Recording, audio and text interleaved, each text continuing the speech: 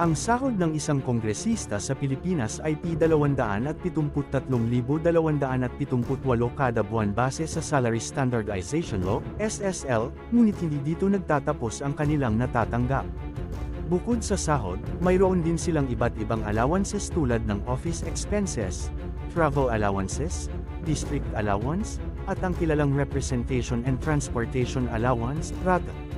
Dagdag pa rito, mayroon silang pork barrel o district allocation funds na ginagamit dapat para sa mga proyekto sa kanilang distrito, mga kalsada, paaralan, at iba pang infrastruktura.